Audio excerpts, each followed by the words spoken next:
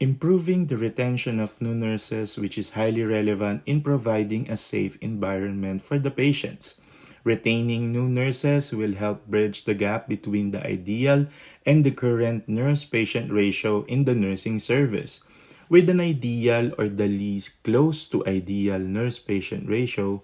nurses can spend more time providing quality nursing care through an efficient and thorough assessment, holistic approach, and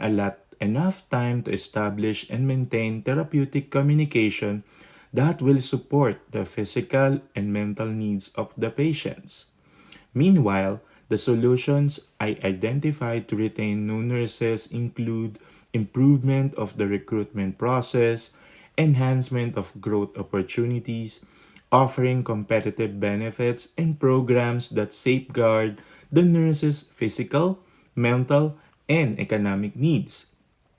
Transactional and transformational leadership theory, in combination with autocratic style of leadership, enables the organization to have a balance of firm policy, enforcement, and adherence, as well as openness in communication for the feedback, expression, and suggestions that can improve and sustain the efficiency of process change to reach the goal of retaining new nurses that will provide quality care and always ensure patient safety. The expected outcomes are an increase in the retention rate and a decrease in the turnover rate among new nurses hired.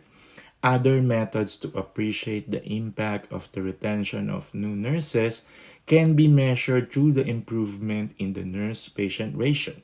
decline in the number of errors in the nursing practice, and an increase in patient satisfaction that depicts improvement of nursing care received. Finally,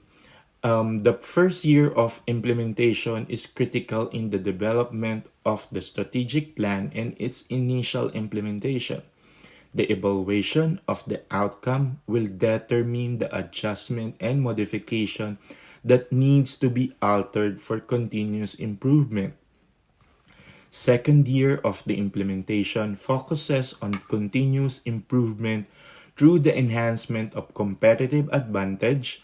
Third to fourth year is geared towards the use of proven change to retain new nurses in expanding the coverage of sources of applicants to ensure an adequate supply of healthcare manpower pool to decrease the gap between the vacancies that may be still incurred occasionally, which might be due to either voluntary or involuntary employment separation or promotion in role.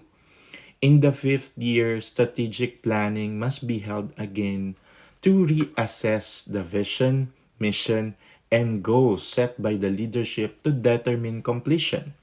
which upon attainment of the strategic goals set 5 years ago, modification or a level up in the current goals must be made,